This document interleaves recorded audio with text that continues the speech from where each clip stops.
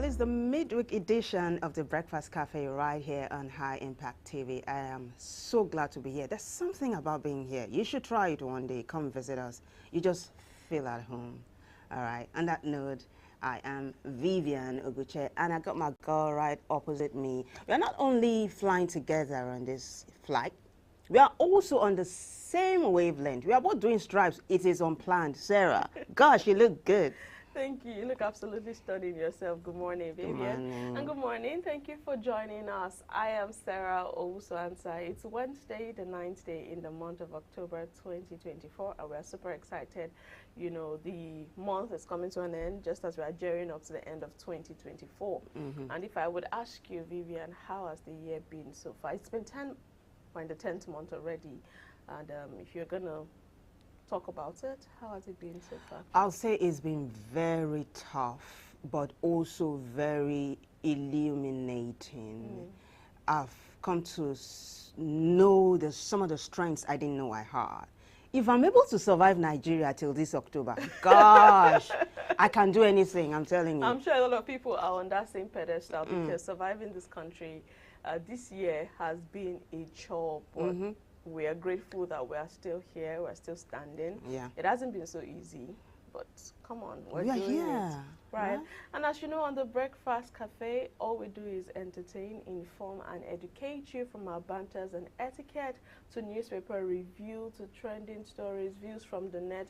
And we also have insightful conversations with guests on topical issues. We hope you're ready for this ride, because we are, as we kick off with our banters and etiquette.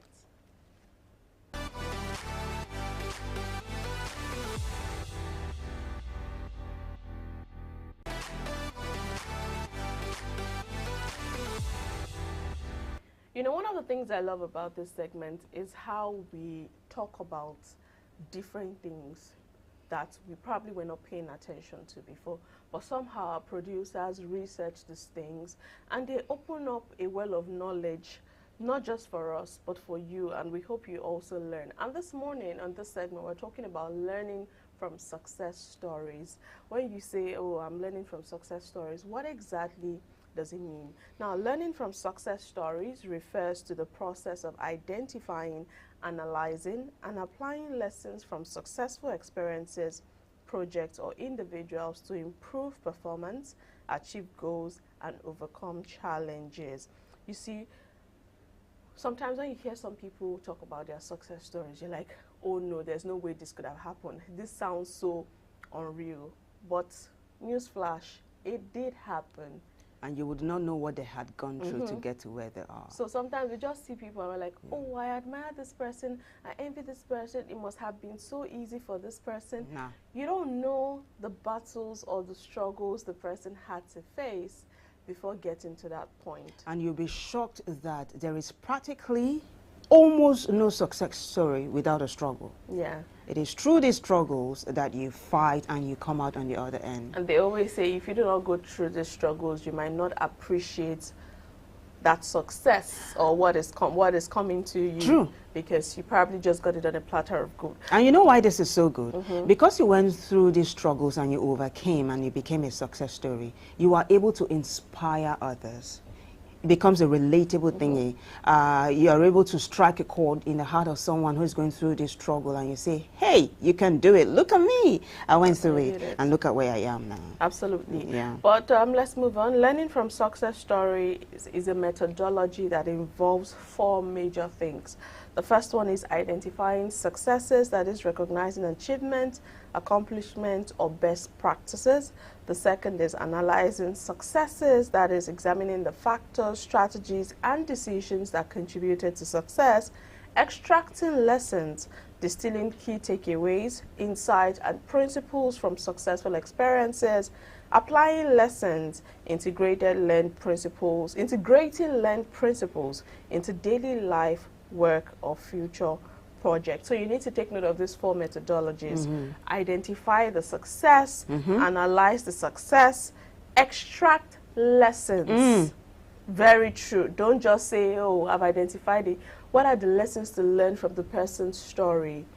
After extracting these lessons, then you have to now apply these lessons. When you do these 4 things, you would see results. You know, that's called wisdom, because wisdom actually is the application of knowledge. That's wisdom. So you have this knowledge, apply it. Right. Yeah, so let's move on. Yeah, let's take a look now at the types of success stories. One is personal success stories, overcoming personal challenges and achieving goals.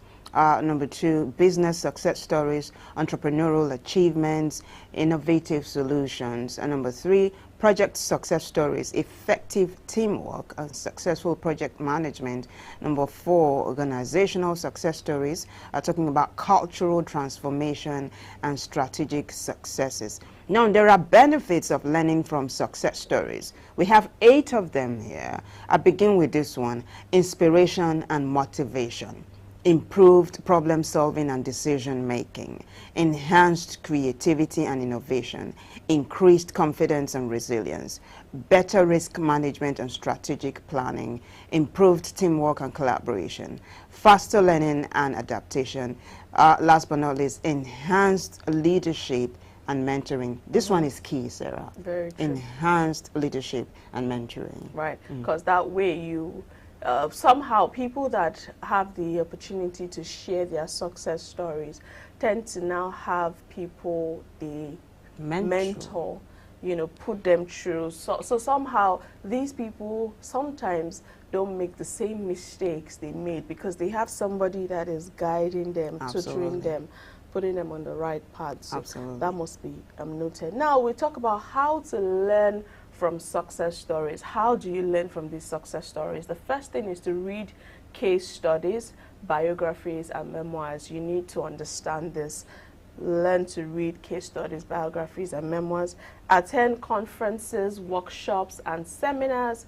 Conduct interviews with successful individuals. But can I come in here? Can I take it a little bit back to number 2? Attend conferences, workshops, and seminars. Now, if you can't afford to attend some of these conferences and seminars, because some of them come quite costly, you can now go online. Some of them you can download for free or watch online for free, which is something I do most of the time.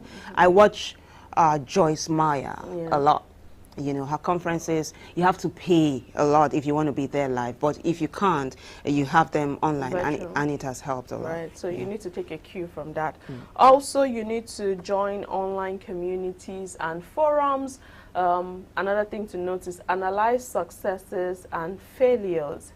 Reflect on personal experiences. Seek mentorship and coaching. Very, very true. And apply key lessons to daily life and work. You need to take note of it. Let's quickly take a look at the key elements of success stories. The key elements of success stories: we have a clear goal and vision, also strong leadership and teamwork, innovative thinking and problem solving, resilience and adaptability, strategic planning and execution, continuous learning and improvement, effective communication and collaboration, and lastly, passion and innovation. Passion and innovation does it for me. There is nothing you can succeed at without being passionate about it. Passion is the drive. If you don't have that drive, forget it. That's it. All right, as we wrap this up, let's take a look at tools for analyzing success story. The SWOT analysis, right? Strengths, weaknesses, opportunities, and the threats. Now, we begin with the root cause analysis. Also, we follow that up with the fishbone diagram, which is Shikawa diagram. Well, you'll have to go check this out after this segment. You also have mind mapping, case study analysis, success factor analysis, benchmarking, and best practice analysis. This sounds a little bit technical, but do this for yourself, after we wrap this segment up, after the show, just Google tools for analyzing success stories, and you'll find all of these things I just mentioned in detail. And this is where we call it wraps in this particular segment. We'll take a short break. When we come back, we'll take a look at the national dailies. Stay with us.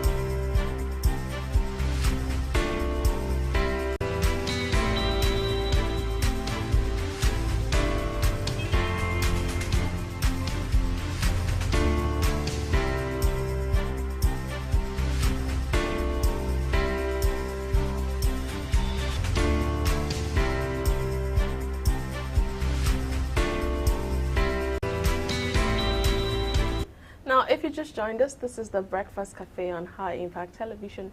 You've just missed a tiny bit of the show, but don't worry, welcome on board. Vivian and I are still here. We've taken a look at our banters and etiquette, and we move into another segment called our newspaper review, where we talk about stories on the national dailies and also have a guest join us to analyze some of the stories. And you can also be a part of the conversation. You can call us on 0812-182-0154. Do well to share your thoughts, contribute to any of the stories on the headlines, or you'd like to bring us up to speed on any situation. We're here to take your calls. But let's kick off this morning with the Vanguard newspaper. It has a big read with Rivers State. We're all aware of what is happening in Rivers State. It's getting out of hand, and whenever I see the update, I'm like, what is happening again? But Vanguard newspaper has this major read: arson, oil outputs in Rivers threatened if we see the ellipsis there. Yeah. And this statement is credited to the governor, Siminalayi Fubara. Couple of writers to that story. Fubara, architect of Rivers crisis. I'm sure you already know who this is coming from. This is coming from the sheriff of the minister of the FCT in person of Nyesom Wike, and there's been this back and forth where Wike said he was going to approach the court, you know, just after the local government chairman election, and then we saw some sort of violence. Yeah, they burnt down local government secretariats. So now Wike has come out to call Fubara out, saying he's the architect of the crisis in Rivers State. Yeah, how so? How so? Because, I mean, Fubara was the successor, the winner, as far as the local government polls was concerned. Why would he now stoke violence? But there is nothing that can happen in this Nigeria. Is it so that people will begin to suspect Wike, or is this really Wike behind this violence in Rivers State? Is this somebody that is not even Wike or Fubara? Right, a third party. You know, but a lot of writers to that, they have said arsonists will account for setting the local government headquarters ablaze. They vowed the culprit to be fished out. We hope so. They are set to challenge the judicial panel on the inquiry. So many things, but you can get all the details on page 5 of Vanguard newspaper this morning. Just above the masthead, Central Bank of Nigeria assures public on financial system stability and safety of funds. I take that again. CBN assures public on financial system stability, safety of funds. That's a page 20 read. I really hope that would come true. Yeah. You know, because I've been to the bank a couple of times, and I've seen people come to complain about how their funds are not safe. Money is being moved out of their accounts. Somehow, mysteriously, money is missing. Yeah, and then apart from that, you have instability where you make transfers and you don't get to see, you know, a successful transaction. Some banks have even been having issues for a couple of days. And that's bad. Where people are not able to access their funds. Yeah, but I do hope that the promise that CBN has made will come to be. Right. But let's move away from that story. Edo Guba, again, INEC denies PDP Igodalo access to beavers and other poll items. That's from the state government. Should they actually be denied access to this? If they have a right, isn't there supposed to be a procedure you have to go through? Then you should be able to access this materials. Especially if you're going to be presenting evidence to the elections tribunal. You know, if this is part of what you're going to be presenting as evidence, why not? There should be granted access. But I think for details, we'll probably have to take a look at that particular story. It's a page 12 read. Yeah. Beside that, Nigeria can become refining hub. That's coming from Dangote, as local airlines to buy jet fuel only from Dangote refinery. That's from the federal government. Yeah, but you believe Nigeria can actually become a refining hub, yeah? If bottlenecks are dealt with. Absolutely. If there's transparency, credibility, if there's accountability, and we're able to, you know, deal with corruption. Yeah. Then it's a yes. I think we can. I agree. But if all of these things are still in place, we might be going on a game that, you know, might just be taking a ride. But that's a page 8 read. Beside that story, gunmen kill 5 in Anambra community. That's a page 11 read. So sad story. 2 soldiers, village head, son, others killed in Boko Haram ambush. I'll make reference again to the president's speech on the 1st of October, where he said they have about 300 Boko Haram members had been captured or whatever, or neutralized or what have you, and there's been some sort of progress in terms of security during his administration, but the figures and the papers state otherwise. The facts state otherwise, I must say. But it's a page 6 read, Vanguard newspaper. VIO restriction, Abuja court judgment not applicable in Lagos. That's coming from the government. What? You want to know the details? Page 10. Olumide already celebrated this judgment. How come it's not applicable to Lagos? I'm sure we'll get an official to, you know, give us more details into Absolutely. this. We have a pictorial representation where the governor-elect of Edo State, Monday Okpebolo, meets the Oba of Benin. It's there, we see it. 21 feared dead, 11 rescued as boats collide in Lagos. This is a very sad and disturbing story. I saw it yesterday, and the PRO of the police force, Lagos, Benjamin Hundeyin, had talked about how some of them had been rescued and all of that, but it's a very disturbing one. This thing about boat mishaps, Yeah, the it's last becoming one, frequent. yeah, frequent. The last one was in Niger, and it was very fatal. Yeah. And now Lagos. I do There's hope, been another one. There were a couple of others in Lagos as well. Even absolutely, before this one. I do hope that this particular problem is nipped in the bud. Absolutely. Details, page 6, Vanguard newspaper. Court orders INEC to recognize Abure as Labour Party's national chairman. That's a page 9 read. Flooding, dread rivers Niger and Benue now. Senate tells Tinubu. And lastly on sports, page 31, AFCON 2025 qualifier, Eguavoen upbeats Super Eagles. Eguavoen upbeats that Super Eagles will beat Libya. Let's see, fingers crossed. But that's it on the Vanguard newspaper this morning. All right, let's quickly take a look at the Guardian. Yeah, major headline: anxiety as federal government commits states funds to special development commissions. There's an infographics there on the front page of the Guardian illustrating this particular one. But below that, we have Abuja court judgment on VIO inapplicable in Lagos. Government declares. That's the one Sarah talked about earlier on. Right below that, we have LP chieftain urges peace as court affirms Abure's NWC. We also have this one here, Clash of the Titans. Wike gives condition to end political crisis in Rivers. Is he misplaced too? First off, I want to believe that his hold on Rivers should be very minimal, considering the fact that he's no longer the governor of the state. And I understand the whole concept of godfatherism and what have you, but there needs to be where you know your limit. It's as though we're not even hearing anything of what is happening in Abuja, the Federal Capital Territory, which is supposed to be his primary assignment. Exactly. So giving conditions to end crisis in Rivers as a godfather, or what exactly? Exactly. That's my question. That's a very good question. And I'm thinking, why is this comment coming right now? Probably Wike has seen the handwriting on the wall, because just yesterday on the papers, front pages of the papers, rather, we had the governor of Rivers State say that, I'll call him Wike's arch enemy right now, or rival. He said, Sarah, he said, my meekness is not weakness. Probably Wike is getting the message. He's gotten the memo. Well, we also have this story on the front page of the Guardian. It says, federal government unveils a national values charter for nationhood patriotism. Below that, we have court sentences teacher to life imprisonment for defiling 2-year-olds.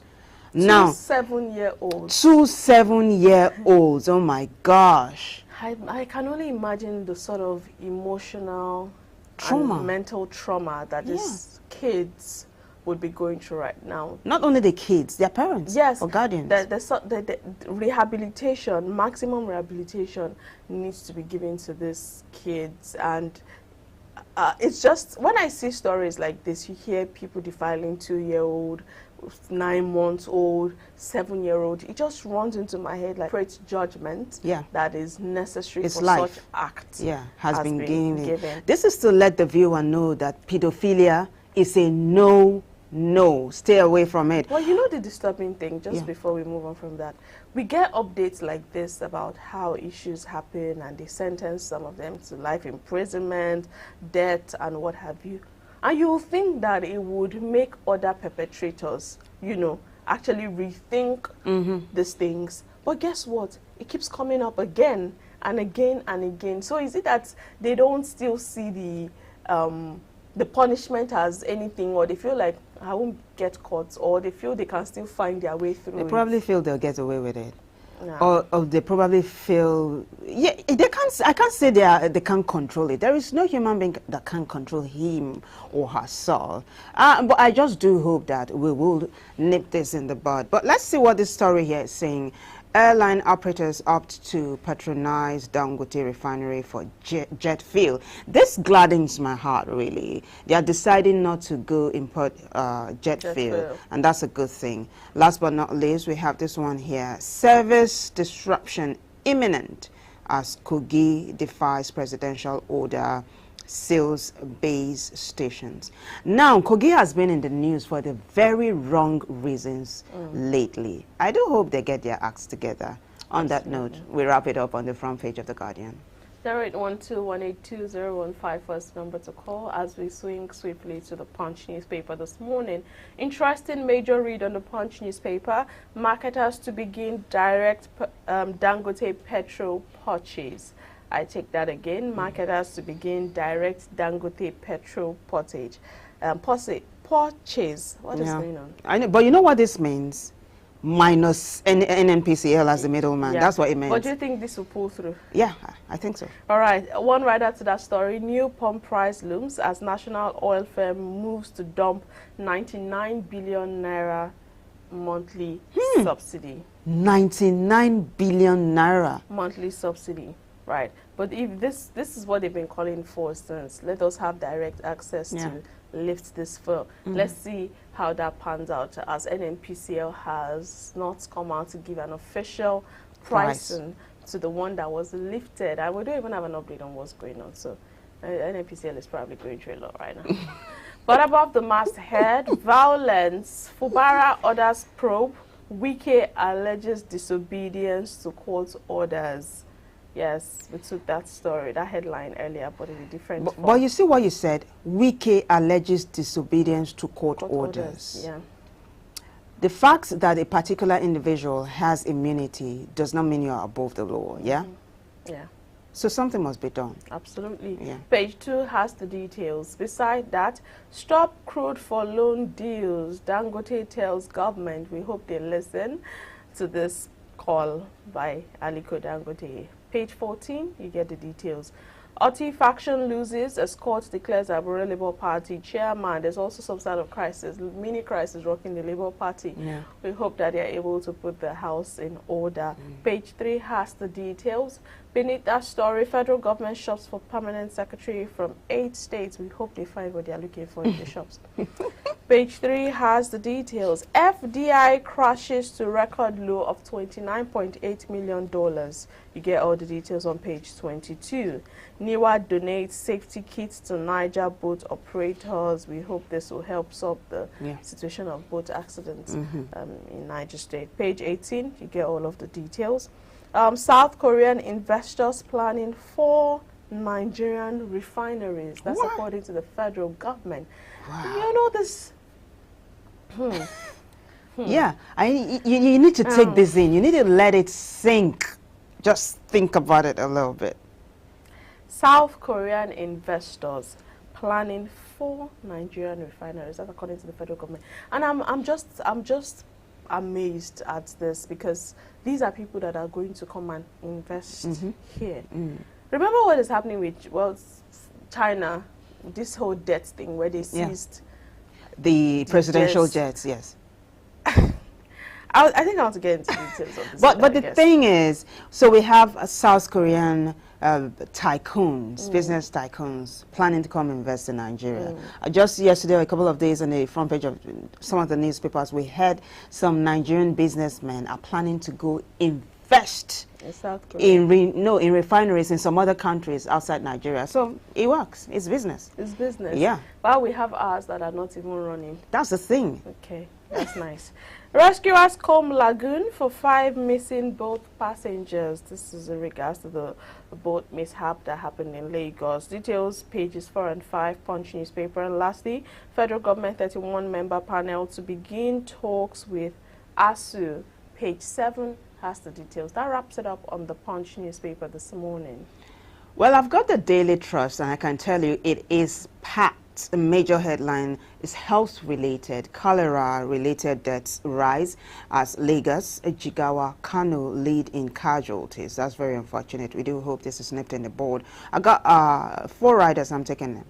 10,837 suspected cases recorded nationwide in 9 months. The second rider says 359 die in 21 states. And then the NCDC blames rainfall and open defecation. Economy as Soludo introduces bill for funds deductions. Just yesterday on the front page of one of the newspapers, the NLC was saying that the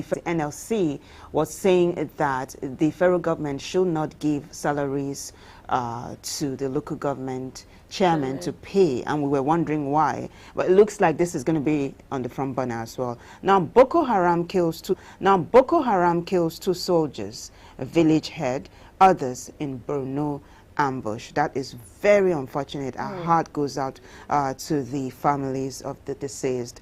We have also this one here, security related. Bandits kill abducted KB district head, operatives rescue 8. And then this one, Paul Biya in good health, Cameroon government says. Okay. We have this one here. We are yet to lift oil from Dangote refinery. This is coming from IPMAN, that's the Association of Oil Marketers. We also have this story, 5 missing, 20 rescued in Lagos boats collision. And that wraps it up for us on the front page of the Daily Trust, and of course the first segment of the newspaper review. We'll take a short break. When we come back, we will come back with a guest analyst to dissect these stories one after the other. Stay with us. As a child, what is most important to you is love, warmth, acceptance, and security. But as you grow, there is a paradigm shift in the way you approach life. The interest you lose in some things, you peak in other things. Sometimes, the road is smooth. Other times, it is rough. Every step of the way, you lose some. You laugh hard. You cry hard. But at the end, you look back with a fulfilling smile and say, what a ride.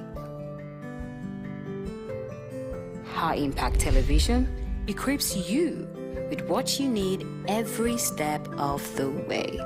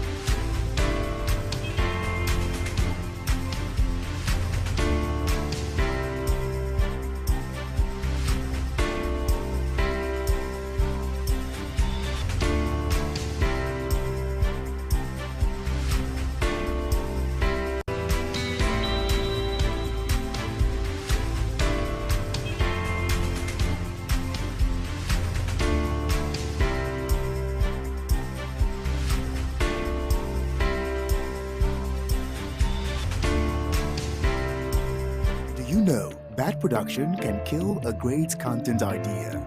Do you want to have a photo shoot, audio production, or do you need a professional voiceover artist? Do you simply want unmatched cinematography, video production, or just event coverage, such as weddings, birthdays, or burials? Or do you need a space for meetings or conferences? All these are possible with High Impact Studios. Don't bring down your creativity, let's help you take it high. And out of this world with our state-of-the-art equipment and first-class studio space. We give you the quality you deserve at the best rate. For more details, call 0706 393 5694 or 0915 958 1881. High Impact Studios, the future.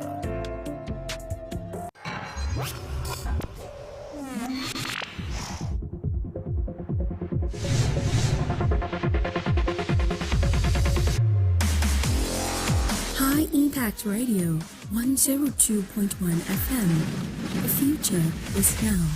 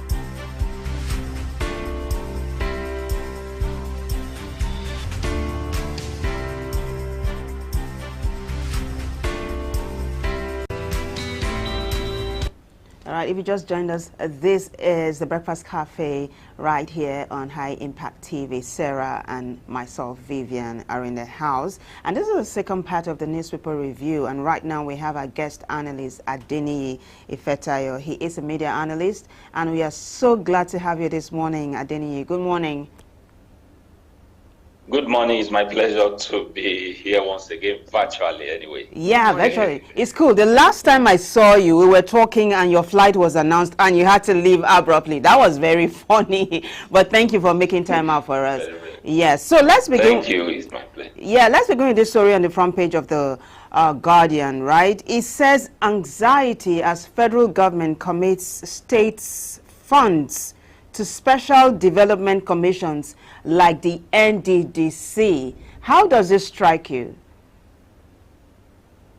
Well, it is, you can't tell a man or how to rule his own house. If you said the money is meant for state government and give it. Okay, the network is quite NDD is man. Can you hear me? Yes, but we lost your words for a second.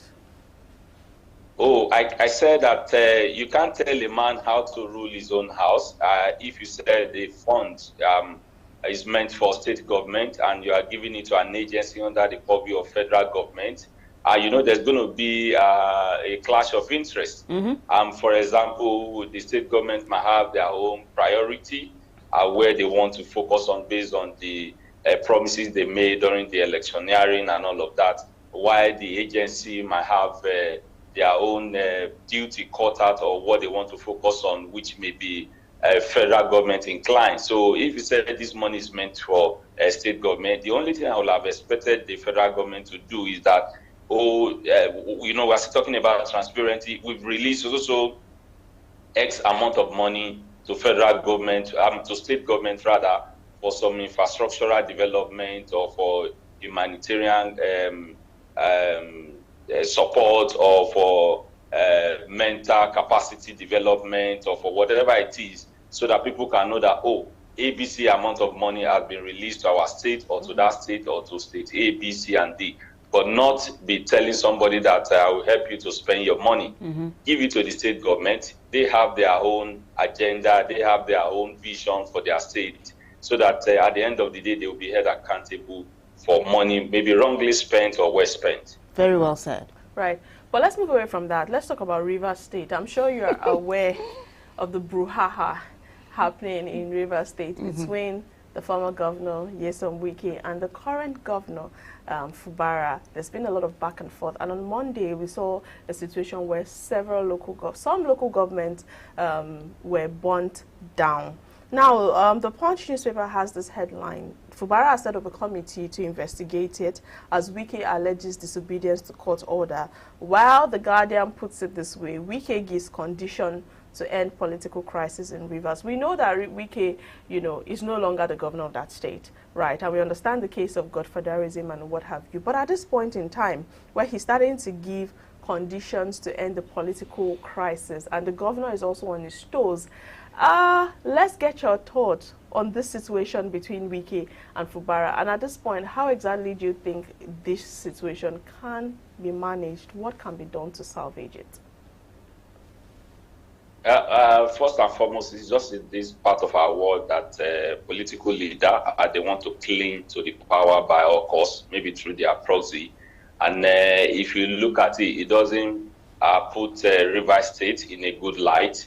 And I think you have done your 8 years and you have a smooth ride. Nobody challenge you or you come and account for whatever. Yes, people will definitely help people to get something, a tree cannot make a forest. But once you are done, you are done. Let the person you put in charge. I think, the problem of leadership is that so many people we call our political class or leader, they want to put their stooge in place. I think it should be competent. If you said, let me support this person to be in power, I think you trust that person. You trust his capacity to deliver. So when he's there, just leave him. Let's see what he can do. After all, if they want to blame him or they want to give him kudos, they know who to call. But if you are not giving him free hands to operate, he's not speaking well when it comes to investment, to influence or drive foreign direct investment in Rivers State. People will begin to run away when there's anarchy in the state. And that's on the one side. On the other side is that the governor is saying that, let me do, people have elected me. Yes, you helped me. Yes, you supported me. Let me do what the mandate or what I promised the people, the promise that I make with the people so that I can deliver. But when one begins to give a condition for the peace to reign, I was watching on the news yesterday. It was so funny that a former governor will be giving a condition for peace to reign. It should be state before an individual, not an individual before the state. And because I know there will be a disruption to a lot of business activity, which will snowball into economic crisis. A lot of, about 3 local governments were burned down. On the basis of what? So what I will plead with them to both parties, because like we normally say that where 2 elephants fight is only the grass that suffers, So they should just let peace reign, let peace be. Somebody is in charge, is the #1 security architecture of Rivers State. The only thing he can give him is to support him. And thank God, activity took him away from the Rivers State to Abuja, FCT Abuja. So just continue to deliver, not meddling with what is going on in the state. You have been appointed to take care of something that's of national value. So it's not about giving condition or not. Just let peace reign. That's what I will Like you rightly said, activity has taken him to the FCT, where he's supposed to be the minister of the FCT. But it's as though his primary office has even been moved from the FCT to Rivers. Now, at this point in time, what do you expect from the umbrella body, which is the People's Democratic Party? What do you expect, or what is expected of them to manage the situation, considering that these two forces are under them at this point in time? You know, I think PDP, they are not being decisive. Yeah. If someone said that, is saying it openly, that if you support this governor, I will fight all of you, cause crisis in your state. Those are the kind of statements that even some members have been expelled, whether for anti-party or speaking against the party, etc., etc. So I think they should be decisive. If you can't be in what do they call it? You can't be in I don't want to mention in A company and say you expect to be ruling in B company. So you just, if you are here, you are here. If you are there, you are there. You know, just like putting one leg here, putting one leg there. They should be decisive. If they want to expel him, he should be expelled so that they will know that they have the party control to themselves. Not that some people will still be listening to him or taking orders from him. So they should just be decisive. If you are here, you are here. If you are not there, you are not there. Of course, as they have said, Fubara is the leader of the party. When it comes to what's it called, party structure in Rivers State, being the governor and being the #1 man. So they should recognize that, not that they should just be shouting here and there like a dog that have teeth that cannot bite. Yeah, right. It reminds me of an organization that used to have, you know, teeth and backs and not biting and all of that. But let me draw you back. Let me draw your attention back to what Sarah said earlier on regarding the violence in Rivers State. Now, one of the riders here says that's on the front page of the Vanguard. One of the riders says, Wike is saying Fubara is the architect of the crisis, the violence in Rivers State right now. Does that make any kind of sense? Do you think there's any truth in this allegation? No, there's no truth. What he was trying to say is that the court said that there shouldn't be an election. And the governor is saying that before the money can be released to the local government, they must be democratically elected. If you are saying, you know, when it comes to law, or judgment, depend who is interpreting. The man has said that they didn't say that they cannot conduct election, they must conduct election with police. So if they can do it, like somebody was saying that, and they had that election without police, is it the high time we begin to conduct our election without police and all of that? But please, if it is constitutional that there must not be a vacuum in the government. Somebody must fill, the position. So saying that is the one the cause of the crisis, for the fact that the flaw the people you are trying to support by claiming 22 local government out of 23. So I think clinging to power sometimes, Yoruba have an adage. Let me say it, I'll try to interpret it that.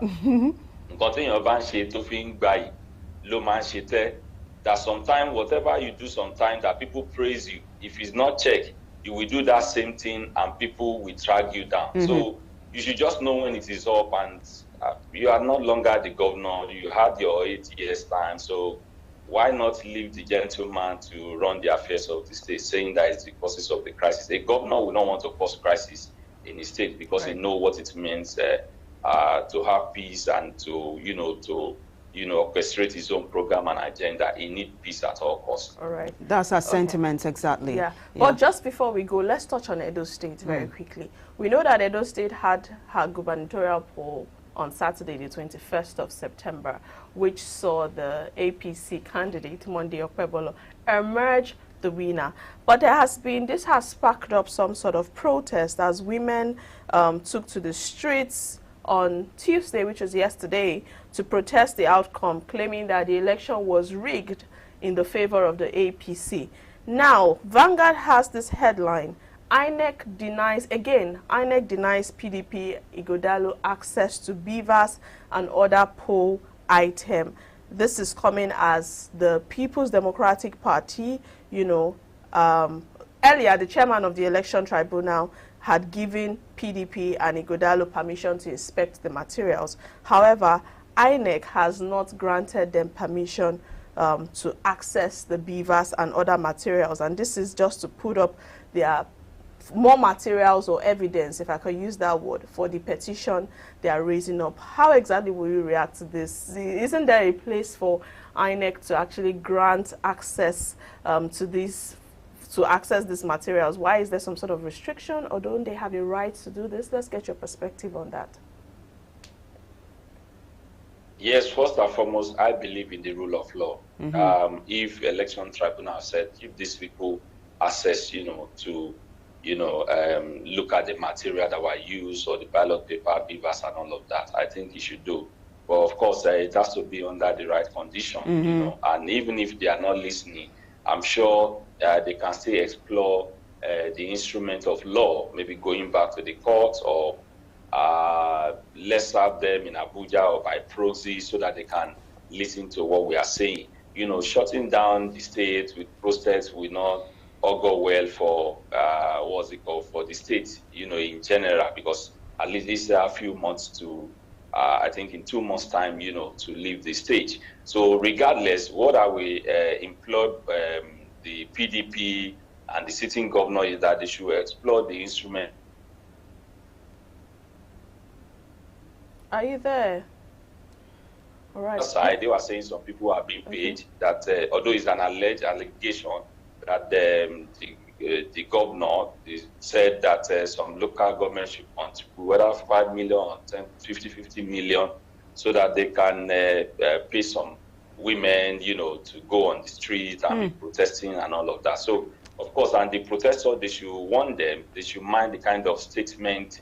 I saw some placards saying, Okpebholo is the governor, some kind of statement. We should be very, very careful, even when we are fighting for what belongs to us, what we felt belongs to us. It's just a pity that we easily let go, even if it's very, very glaring.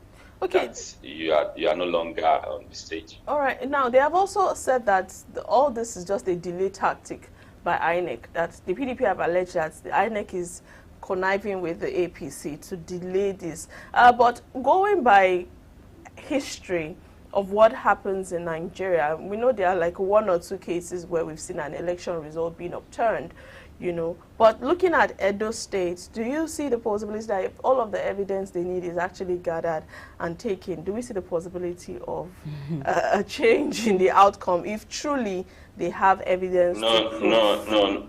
No, I did not see any of that coming at all. In Edo State, it's so special that especially their traditional institutions play a key role. And if you have been following the trend, the crisis between the state government and the traditional institution, they revere their monarch so highly that if you touch him or say something against him and all of that. So they felt that all this, and you have a sitting deputy governor, was disgraced. Don't let me use the word disgrace, was wanted to be removed from the office. He fought his way back, and so many other things. It was so glaring that he's not going to win the game. Of course, in Nigeria, anybody that loses election, sorry to say, our learned colleagues, they say, let's go to court.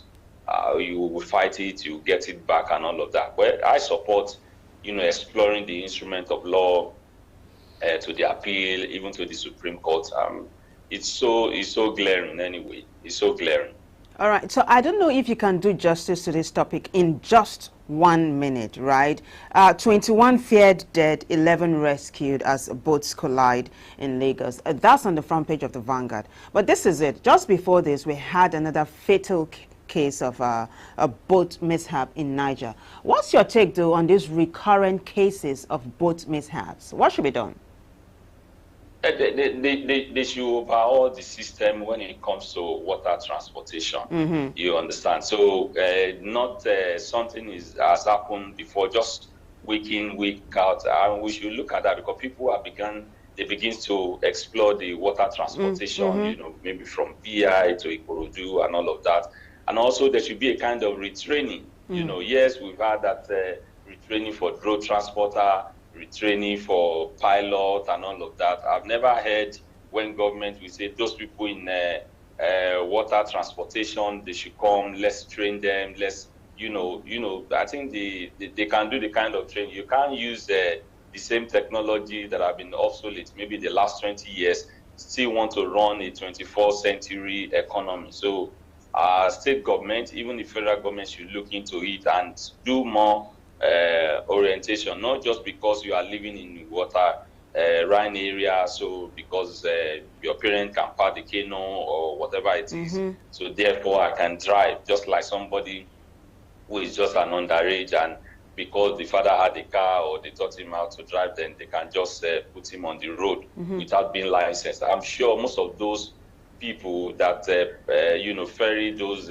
boats and all of that, I still stand to be corrected, locally especially, they are not licensed. There's no agency checking on them and all of that, because they just look at that side, we don't have business on it. But please, they should save up from many deaths, many mishap, by doing retraining and also getting them licensed, or review it maybe every 5 years and all of that. All right. That's a fantastic recommendation you just made, and that is where we get to call it wraps on this segment. Adeniyi Ifetayo, thank you so much for your time. You were brilliant on the show today. Thank you. Thank you so much. Thank you. It's my pleasure. Thank you. Enjoy the rest of your day. Yeah.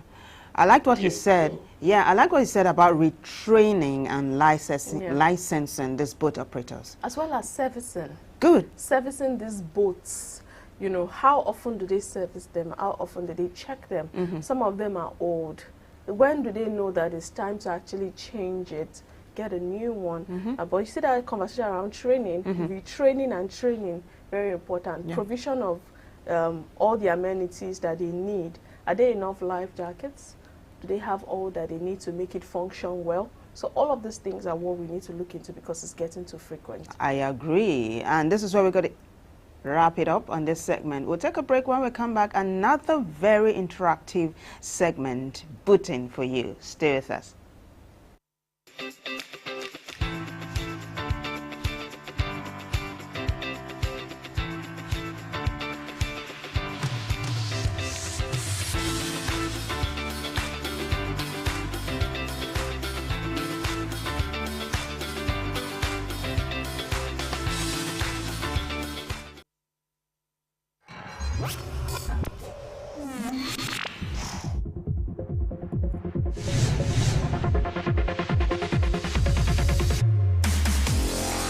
High Impact Radio 102.1 FM. The future is now.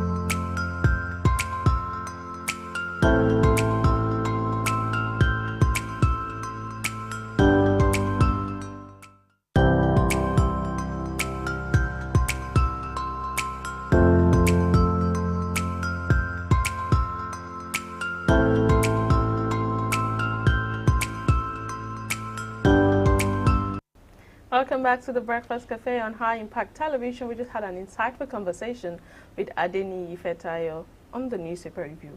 Now let's take a swipe from the newspaper review to our views from the net. What do we do here? We throw out a question and we get you to send in your comment and contribution, as well as open the phone lines so you can call in and contribute. And they are always insightful and interesting conversations. I was looking at yourself and Olumide yesterday. You're talking about who should the bills be split on the first date. And I saw a lot of comments and I was just laughing. But today we have something else. And the question is, what were you known for in university? Some people, their own response is not even on this option. That's the truth. Exactly. The first is skipping class, second is throwing parties, the third is being late to class, always in the library, or never joining the group assignment. Let me take that again. What were you known for in the university?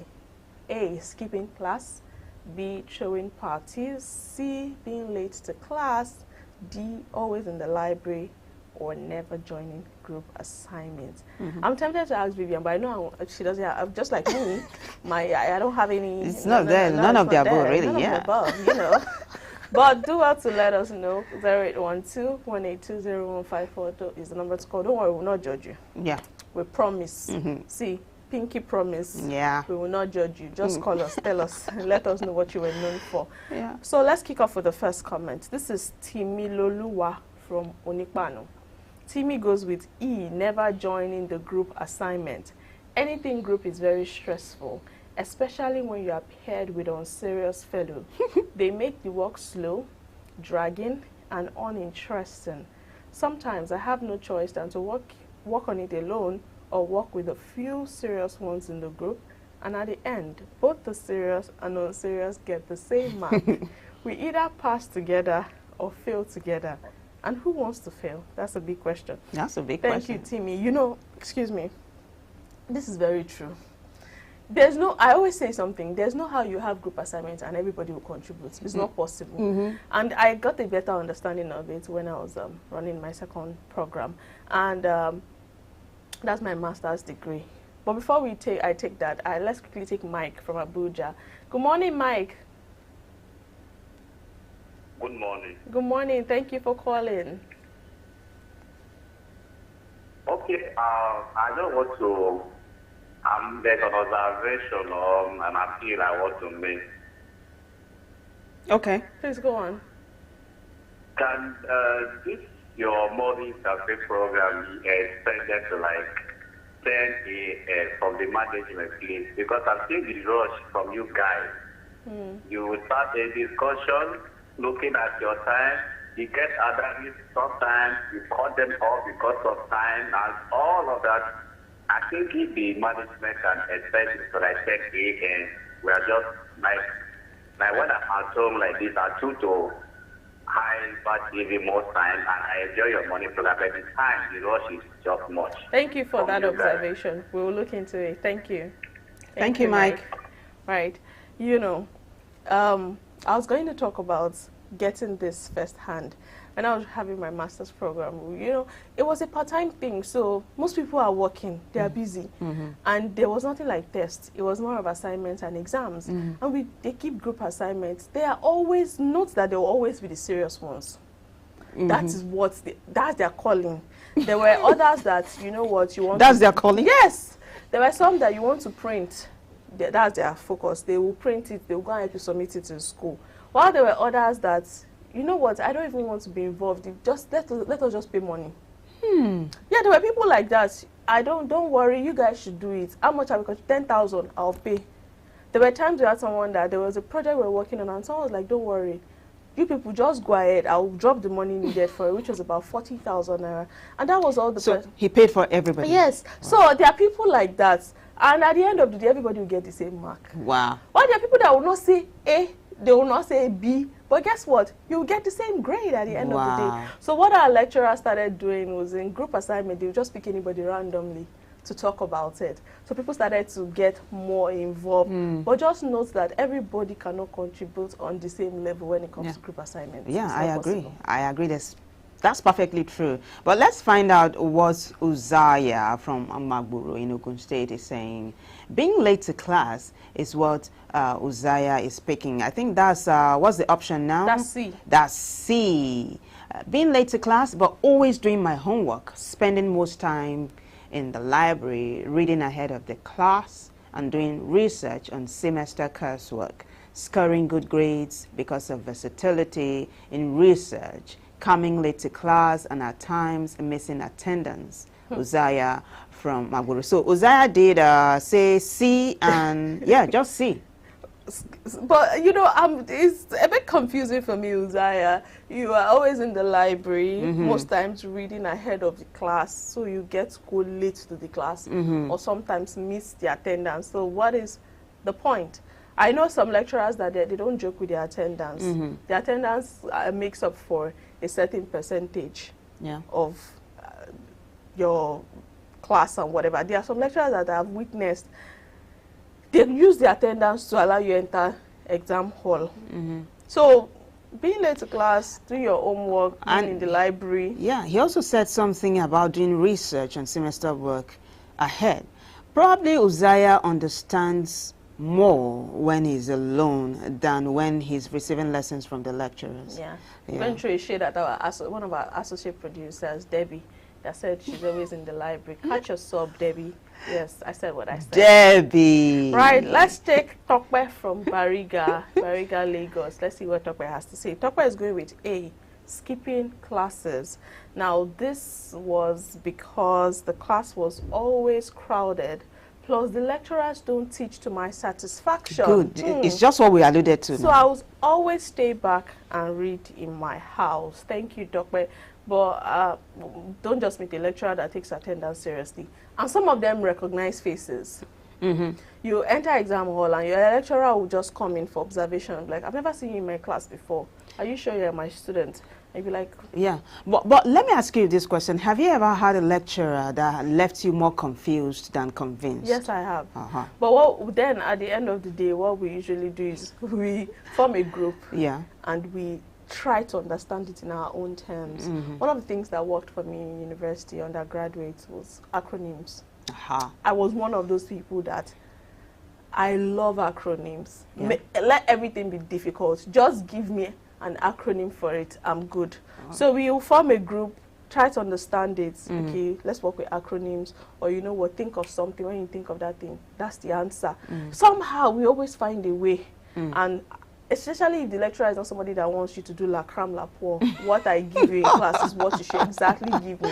There are some lecturers like that. While some allow you express it in your own terms, in your own words. So you need to also factor that in. All right. So you took Tokwe from Bariga. Yes, I did. I've got Melody from Benin City. That's in Edo State. Melody says, I was known mostly for skipping classes and going late to the few classes I attended. So she skipped classes and went late. Yeah, the few ones she attended, she went late for them. Right. So am I done with Melody? No. Well, I was known mostly for skipping classes and going late to the few classes I attended, especially in the final year. This was due to the fact that I lost the enthusiasm for school activities, and the rinse and repeat system was already very boring, unappealing, and monotonous. However, I could confidently embark on that path because I knew for a fact that I easily understood things and I could always catch up with academic responsibilities. Very interesting, Melody. Thank you. I feel this way, especially with online classes. I think I stated this on Monday. I don't like online classes because I feel it's so monotonous. But, you know, Melody talking about unappealing, monotonous, boring. I'm just going to give a shout out to one of my lecturers in University of Ilorin, Dr. Kehinde Kadiri. I think she's a professor now. Professor Kehinde Kadiri. That woman taught me photojournalism, and I can tell you for a fact that that was one of the most interesting. She just has a way of making her classes so interesting. Animated. You go to the field, she brings real life experiences. That's the thing. It was so conversational. You forget that before you check the time, 2 hours, you're like, how? Yeah. So I think lecturers also need to look for ways to make their classes very, very interesting. You know, when it looks like an abstract thingy, you know, just abstract and it's not relatable, it becomes boring, like Melody said. Very, very true. So I think you've got Kelani. Yes, let's take Kilani from Lagos. Kilani says, to the question, I choose D. And what is D? D is never joining the group assignments. Reason is that I love reading ahead of my lectures, so I can be ready to answer any question. Rather, D is always in the library, I beg your pardon. Okay. And so that I can be ahead of my lectures, so I can be ready to answer any question during lecture, and it gives me joy. Thank you, Kilani. I hope you were not one of those students that, first of all, they always sit in the front in class, and they are the ones that always have their hands up. Even when the lecturer's time is up, because they have read so much and they know so much, they always have a question. I had a few of them undergraduate days, and I used to be angry. They're like, what exactly? Lecturer is done. The lecturer has even taken extra 10, 15 minutes, and he's leaving or she's leaving, and just say, excuse me, sir, I wanted to ask. Maybe it's a kind of showing off. But then again, if the person happens not to be showing off, and the person just needs clarification, it's okay, yeah? Yeah, it's okay when you don't do it every time. Yeah. When it's now a natural thing, everybody knows you. Yeah. When you're not in class, people are excited because they're like, okay, we'll finish early. Yeah. Or you have to remind the lecturer, sir, you said you will give us assignments in the next class. What? Don't think I was not a serious student. I was a serious student, but come on, some things were just... Yeah, like give us a break, please. Well, I've got Josephine from Scotland, and Josephine says, as embarrassing as this sounds, it is actually what it is. I pick C. That's What's being late C? to class. Ah, Josephine, being late to class. Let's see now. Let's see, Joy, taking my time. I'm trying to figure out what I enjoy taking my time. Okay, I enjoy taking my time before going to places, and this makes me go late to places usually. I would only be on time if the lecturer is a strict one. Josephine from Scotland. And so Josephine is the kind of a child who you would not dare to spare the rod, or you will spoil the child. Right. Said she would only go early when it's a strict lecturer. The lecturers that once they enter, you cannot enter. Yeah. All the doors are, like, once they step there, they will give you like 10 minutes break. If their class is 10 a.m., they might come 10 minutes past 10. But once they step foot in that class, no entry again. And they will now, that's the day they can decide to do test or assignment. Or attendance, they'll give you marks. Attendance. And sometimes they say the lecturer doesn't have appeal. I never said that. That's what students used to say. We used to hear that from students a lot. Please. Why did you whisper that? Some people didn't get it. Let me tell you what Sarah... Let's say anything. Let me tell you what Sarah... John from Yabatek. John goes with E. John says, never joining group assignments. As an introvert, group work overwhelmed me. I focused on individual projects, excelling in research and analysis. My professors valued my unique perspective. Thank you, John. Thank you. Thank you. We value you as well. Absolutely. We've got Farouk from Lagos, and Farouk is going with B. He says, throwing parties, parties. Farouk. Yeah, party. Farouk reminds me of someone, Olumide. Now, you know, when our producer posted the question yesterday, I tagged him, catch yourself. And he did not deny it. Olumide, if you are watching, yes, we're saying what we're saying here. Yeah. You can come and defend yourself tomorrow. Yeah. I mean, just call. Tell us. Call. Olumide, call if you're listening and tell us. Yeah. So Farouk says parties brought people together, fostering connections and memories. It balanced out the academic pressure and stress. If you are a student in the university, you'll understand what I am saying.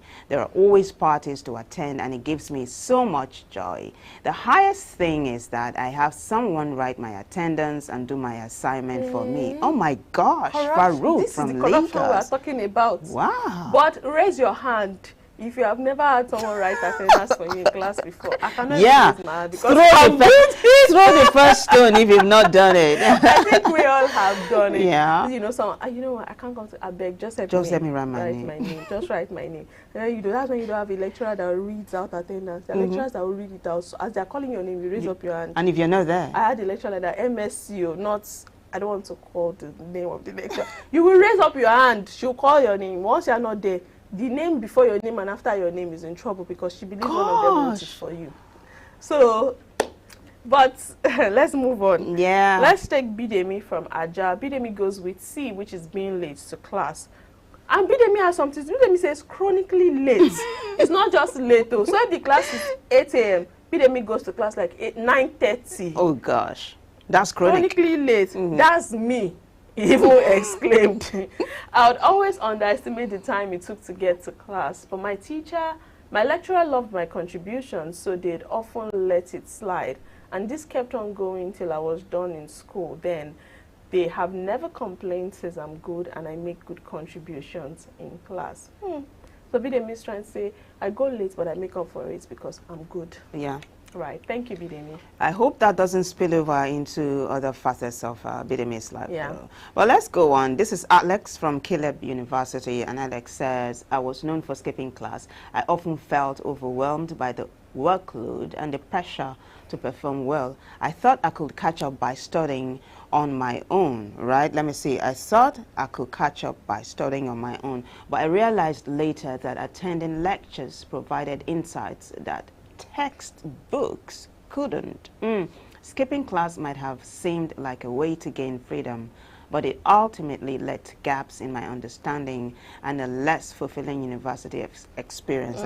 That's Alex from Caleb University. Thank you, Alex. Thank you, Alex. Alex was able to see that as much as it looked like skipping class was the way to go, it was actually lacking in certain areas. Yes. I don't advise people to skip classes. Really, it's not good. Especially these days where they are making it, some lecturers and teachers are trying to make it more fun. They are doing things that are more practical, more insightful. So just try to be a part of it. And if you don't understand, you can hook up with some of your friends and get a grip on it. Yeah. But let's quickly take Kayode from Egbeda. Kayode says, back then I was known for throwing parties. I loved bringing people together and creating a sense of community.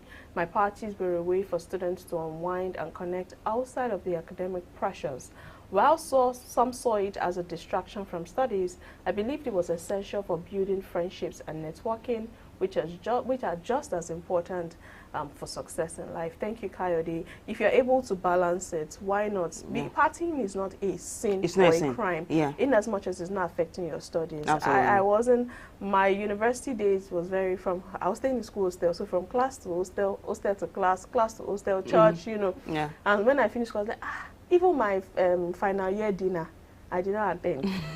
All the activities, I did not attend because I was so used to being in my own space. After school, I was not saying, hey, I should have.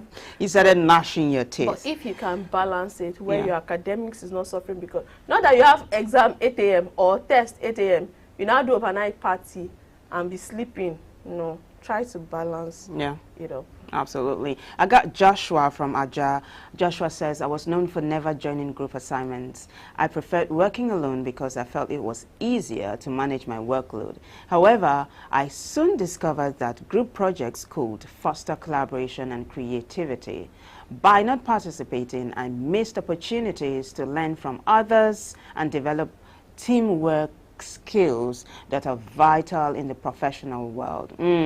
Joshua from Aja. Very good. Has anybody ever actually realized that teamwork sometimes brings out certain things in you that you didn't know you had? Absolutely. You start to say some things, you just be tapping from your wealth of knowledge, and you start to say, am I the one saying it? Right. Somehow it brings you, and then especially if you are now put as the team lead or whatever, you just start to see some sort of leadership qualities. And I never knew I had this. So let's not.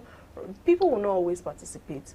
But the ones that are willing, try to carry them along and divide tasks, share tasks. You know what they say, right? Iron sharpness, iron. Right. Let's take the last comment. This is Grace from Lagos, and Grace says, I had a reputation for being late to class. This habit stemmed from my tendency to overcommit to various activities. I learned that managing my time effectively was essential, not just for my academic success, but also for respecting my peers and instructors. But being late often meant missing critical information and disrupted the flow of the class. Thank you for your comment, Grace. And I think that's all we have. Yes, that's all we have. We hope you had a good time with us on our Views from the Net. You also look out for a question for tomorrow. Right now, we'll take a break. When we are back, we delve into another interesting segment. To stay with us.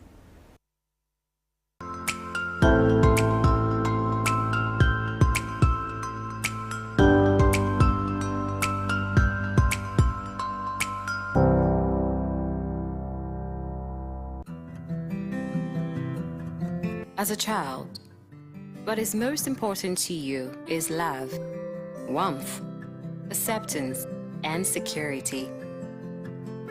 But as you grow, there is a paradigm shift in the way you approach life.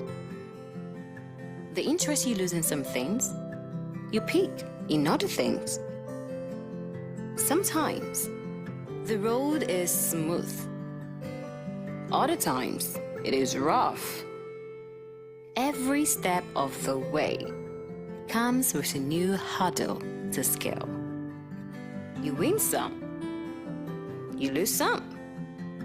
You laugh hard, you cry hard, but at the end, you look back with a fulfilling smile and say, what a ride. High Impact Television equips you with what you need every step of the way. Do you know bad production can kill a great content idea? Do you want to have a photo shoot, audio production, or do you need a professional voiceover artist?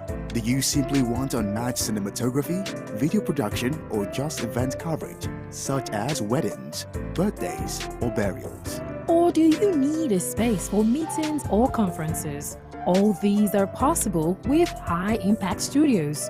Don't bring down your creativity, let's help you take it high. And out of this world with our state-of-the-art equipment and first-class studio space. We give you the quality you deserve at the best rate. For more details, call 0706 393 5694 or 0915 958 1881. High Impact Studios, the future.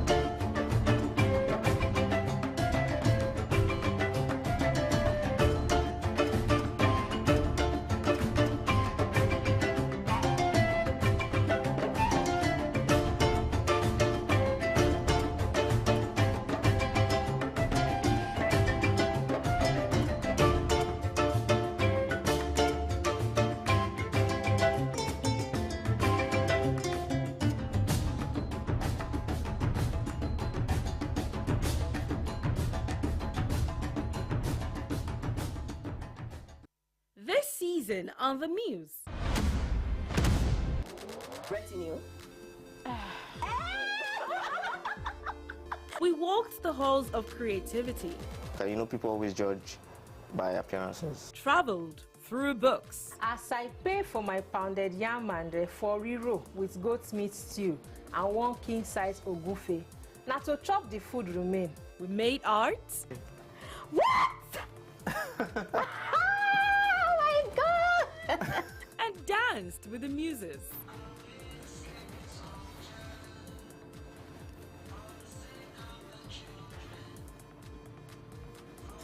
Oh, this here ends with EY.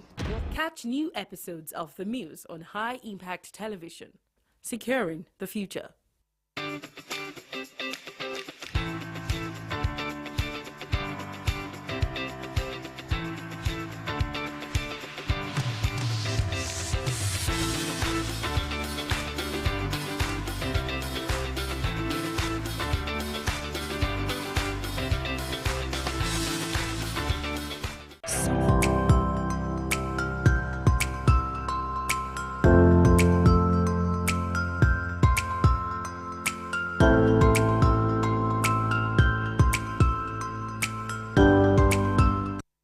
if you just joined us, this is the Breakfast Cafe right here on High Impact TV. Sarah and myself, Vivian, are in the house.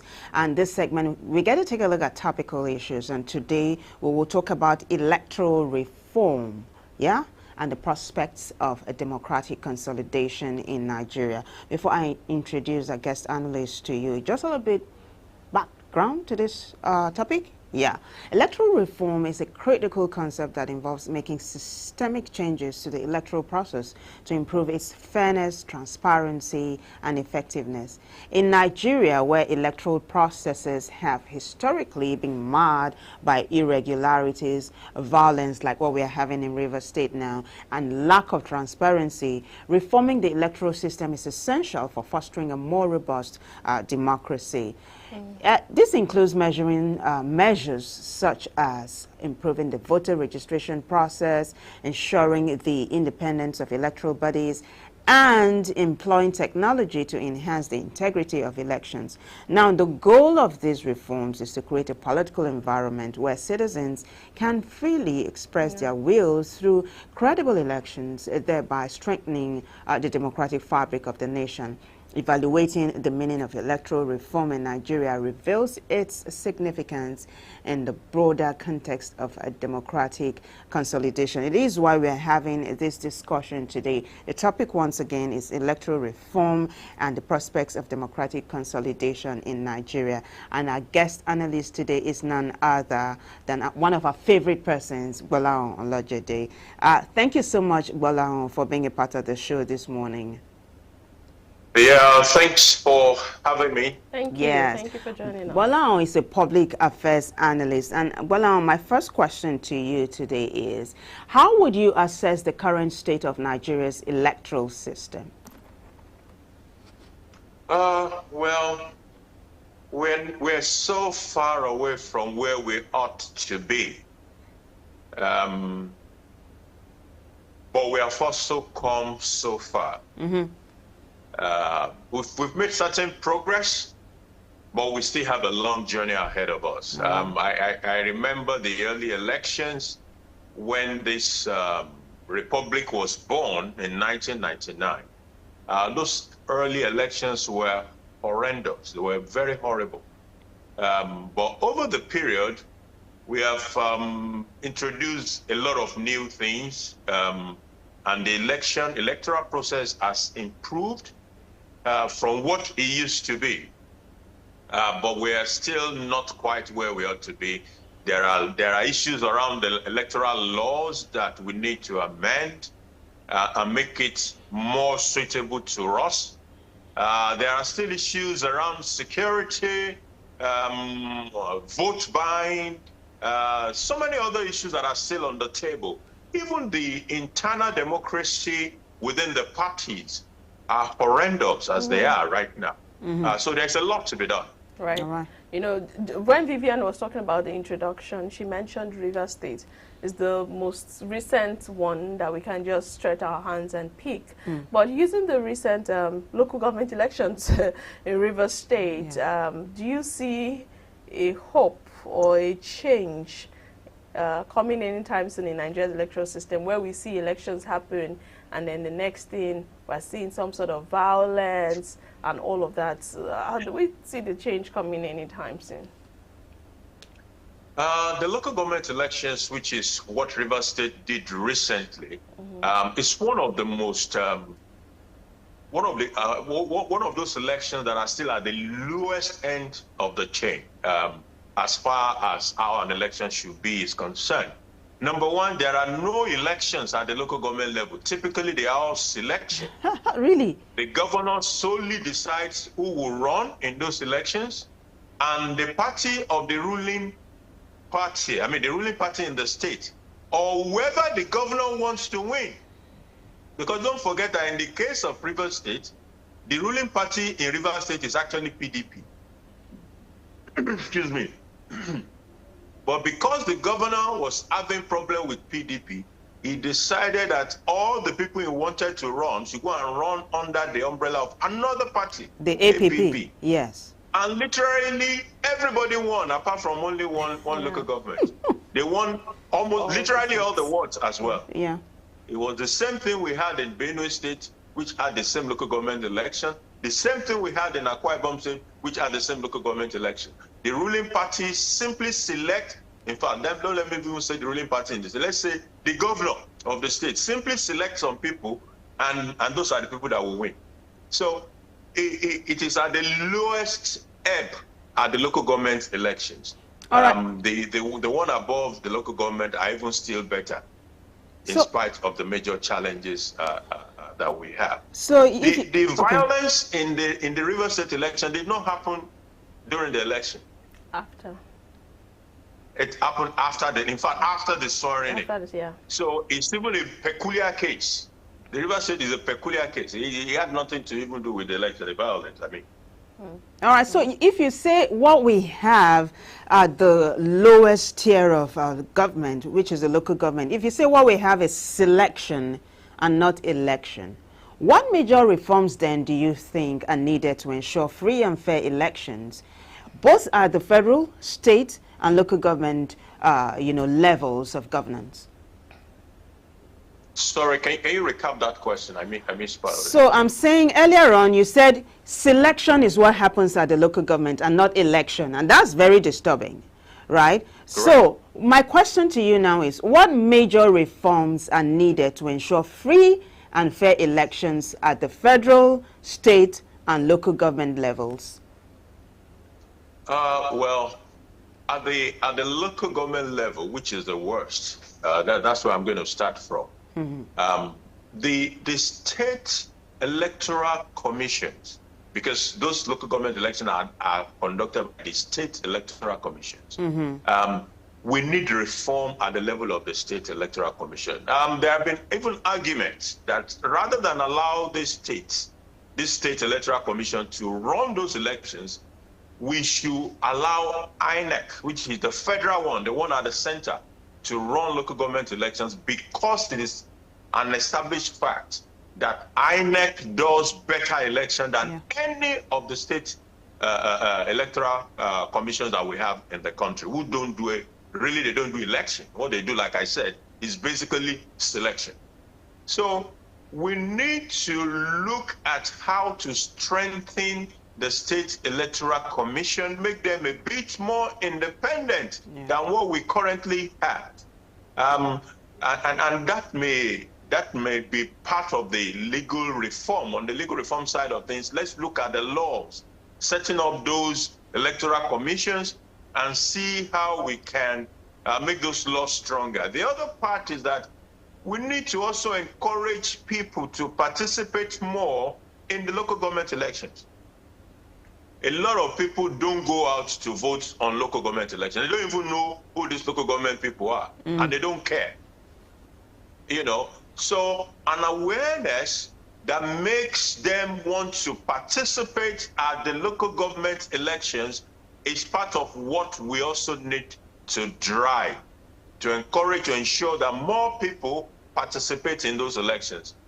If you take a sample of 10 people, 10 voters, in any state in Nigeria, you will be lucky to have 2 people who participate in local government elections out of those 10 voters. Mm-hmm. So it has to change. Right. Then people are worried more about insecurity issues at local government elections. Yeah. So we also need to improve the security security environment associated with the local government elections. Right. I don't believe that making INEC to come and run local government elections is going to be a sustainable solution. Right. We need to understand, and thank you for that explanation, but this is even beyond the local government election. We're looking at the whole electoral process as a whole. And you mentioned something about apathy, voter apathy. Mm-hmm. It's a major concern for us. A lot of people don't even go out to the polls. You cited some reasons. I'm holding on to the security concerns. Now, let's talk about the Electoral Act of 2022. When it came into the fore, we all thought that, okay, maybe we'll see some adjustments and changes here and there. But I'd like to ask you, in what ways do you think the Electoral Act of 2022 has improved the electoral process, and how can these also help to address the issue of voter apathy in Nigeria? Okay. that law brought a few things on the table or help us to think in certain directions. For example, technology had a role to play post that law. We saw how the issue of voters, is a verification now or validation at the polling booth was made electronic. Now, that in itself is transformational. And anybody who voted in the 2023 election and got accredited at the polling booth will attest to the fact that those machines worked. And they accredited the voter really fast. Some of them within a few seconds, you are already accredited. That you know, okay, this is a registered voter and this is in the right polling booth. Now, despite that, we also, apart from that, was the introduction of IREV. IREV incidentally had nothing to do with the law. The law did not recognize or capture IREV in any way in the books. However, the thinking with IREV was to be able to support the introduction of technology which has been done at the level of accreditation. If you're able to accredit people electronically, then can we also have some election monitoring that are also electronic? And that was what gave birth to IREV. But we saw what happened with IREV at that particular election. Yeah. Not only was it jettisoned, even when it came to issues of litigation later on, that was when most of the people realized that IREV was not part of the law. So we need to be able to ensure that the reforms that we are going to make, number one, take cognizance of the report from the last set of elections. There are election reports, those ones conducted by civil society organizations, by international observers. There are reports even by INEC in itself. So we should dissect this report, see what came out of those reports, and use them to strengthen the legal framework, the Electoral Act, like you said. Use them to strengthen it so that the outcome will be an inspiration for, will inspire people, will incentivize them to want to come out and vote again. If people cannot trust the system, if they don't believe that the system will eventually generate an output that is realistic in line with the voting pattern, then we are going to continue to have voter apathy. All right. As it were. That is very well said. And just so we ensure that this is not just an abstract affair, let's talk about some real life experiences, right? During elections, we've had analysts say that they had to buy fuel to power the generating sets to charge some of these electronic devices which you talked about, right? These are some of the challenges faced. But what other challenges have you experienced during elections that you think we should draw the attention of authorities to as we talk about electoral reforms generally?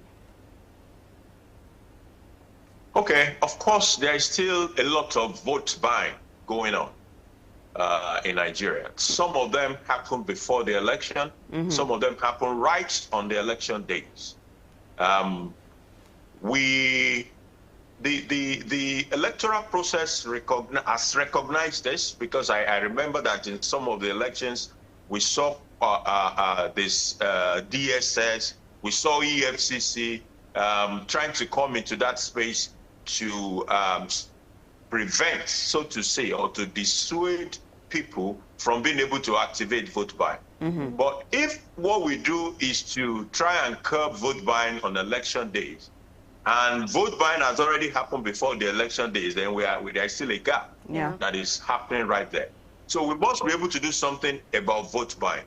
Number two is electoral violence. There was still a lot of violence during the last election, where people were prevented from voting, or people were told you cannot vote for a particular candidate. If that is the person you want to vote for, leave this place.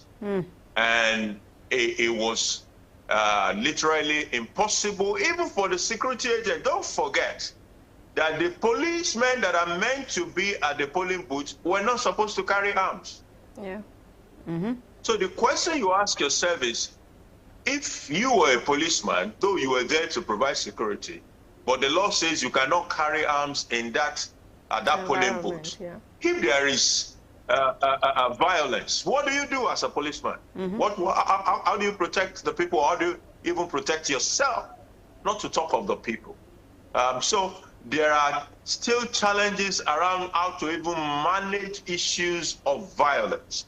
But as long as people think there might be violence, or that they might be attacked, or they might be prevented from voting, it will also still contribute to voter apathy, which is a critical issue around our electoral process. Right.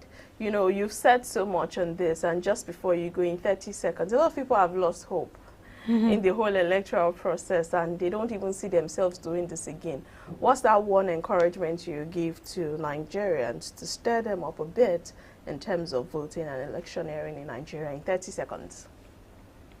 My word to Nigerians is that they should not get tired. Those countries that we envy, they did not get there overnight.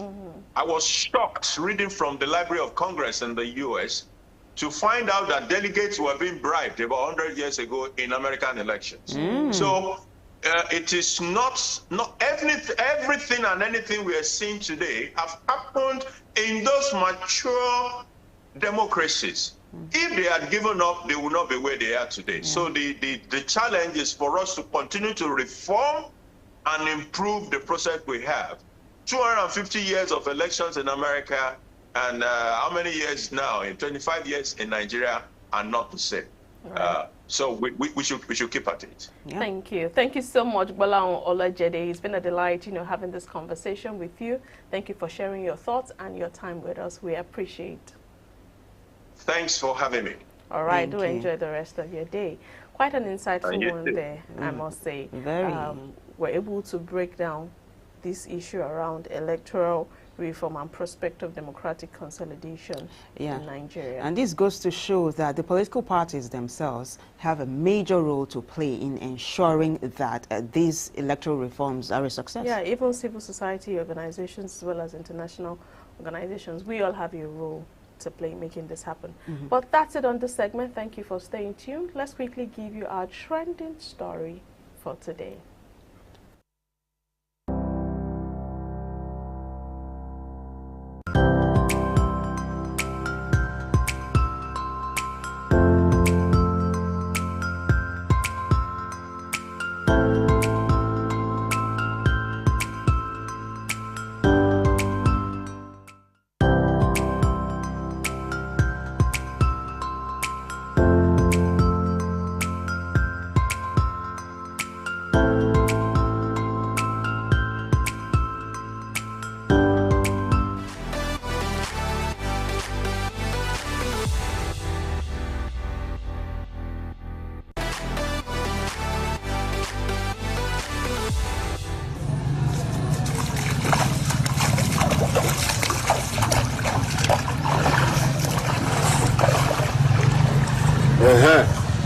You know, say Sheriff and the local government chairman, they're not going to do road for us.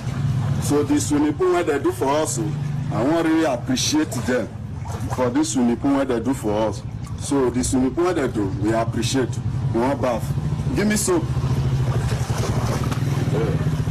We want bath.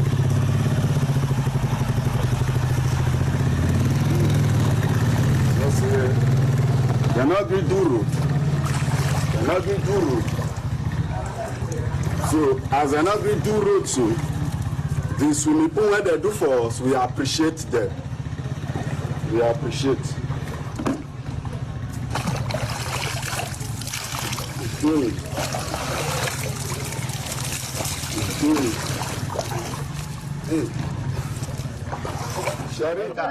That is very easy matter. Enter. Even the family won't enter with them. Yeah. Now the road where the video, so the road, see the road for here. the road, so they send person come arrest her because of the road this morning. Now the road where the video so now be this one. Because of this road, so because of the road that they do so wait for bath. Now they send person come arrest her this morning. Now the road where the video so see her for here. The road where the video, they send these officers on mufti. They are mufti. They come, they do not come with uniform. They send these officers on mufti.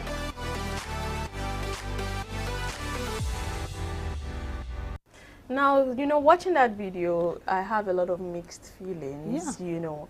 And I saw it yesterday, and I was like, okay, what is happening? Apparently, the Delta State government, this video was shot, and a citizen, a young man who has been identified as Uge Elo Kenneth, you know, had been seen taking a bath in the middle of a dilapidated road and calling out on the former governor of the state, Delta State, that's Ifeanyi Okowa, and the incumbent governor, Sheriff Oborevori, as well as the whole Sapele local government area chairman over the failure of the government to fix the road. And in a bid to call out the government, he went to the bad road that was already flooded with murky and dirty water and started taking his baths. Now, that was his own way of drawing the attention to this. But fast forward to a few days later, or I think the next day, policemen that are not uniformed, that's also a concern.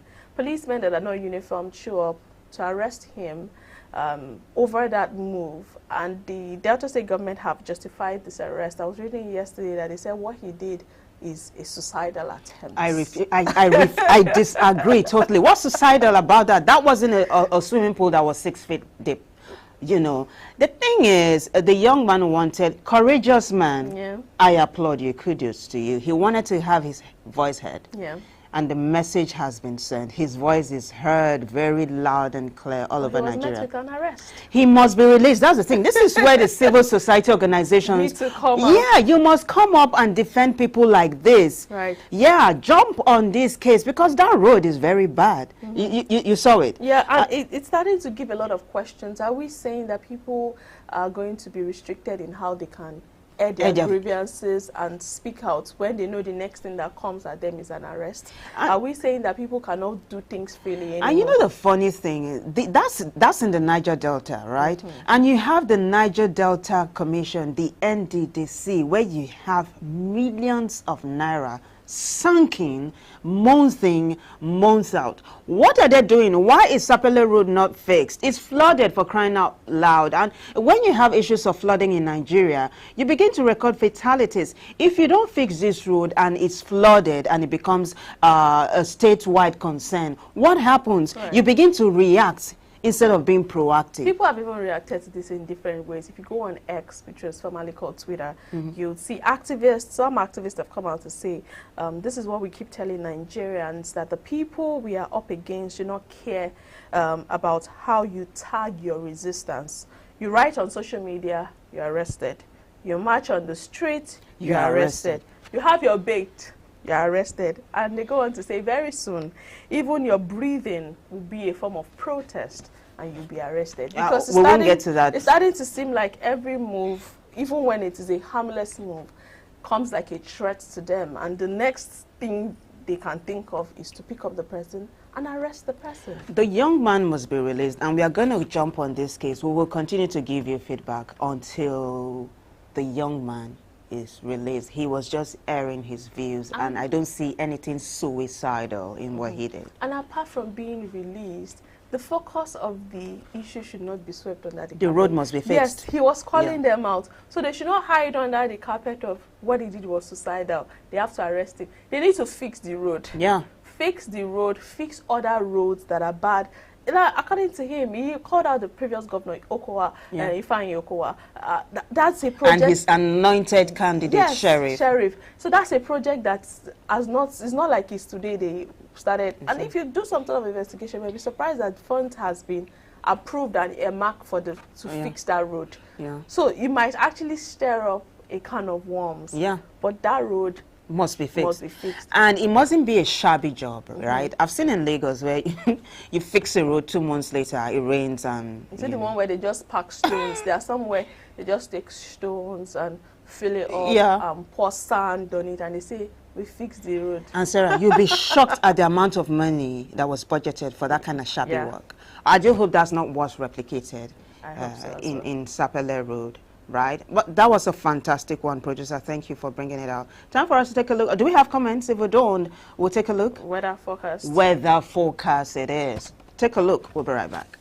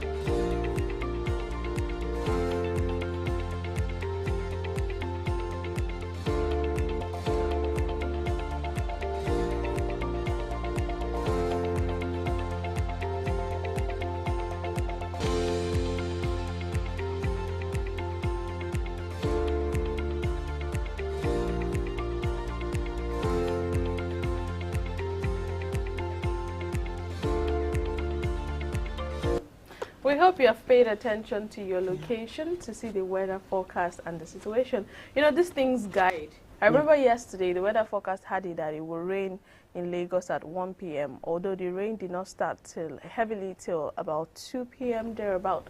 So, but they help you plan. And that was wrong timing for me, I'm telling you. Yeah, because that's the time Vivian is set to go home. So they help you plan your day and know what to look out for. So we hope you've taken note of that. And you know that the weather forecast is where we wrap up the show. Thank you so much for joining us. To our guest, Adini Ifetayo and Bola Olojeri, thank you. Thank you for your messages and your calls. So everyone that made this a success, thank you so much. Don't forget to follow us across our social media platforms at High Impact TV and High Impact Studios. Till I come your way next time, do stay safe. I am Sarah Osuanta. Have yourself a fantastic Wednesday. Bye-bye. All right, so a big shout out to Mike Abuja for your call. Thank you so much. He is a regular caller. We do appreciate it. And to all our contributors on a very interactive segment, Views from the Net, you're doing a fantastic job. Keep it coming, yeah? Until I come your way again, same time, same station, make a date with us. I am Vivian Oguche. Bye.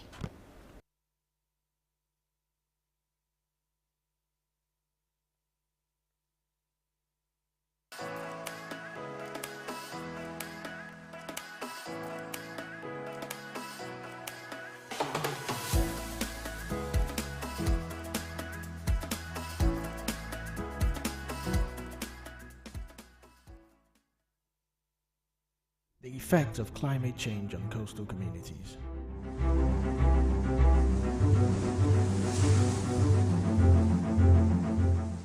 In the heart of West Africa lies Nigeria, a nation blessed with rich biodiversity and vibrant coastal communities. But beneath the surface of its picturesque shores lies a growing threat, the effect of climate change. For generations, these communities have depended on the ocean for their livelihood and sustenance. But as temperatures rise and sea levels swell, their way of life is being challenged like never before. Well, I heard about the climate change, but I never paid no great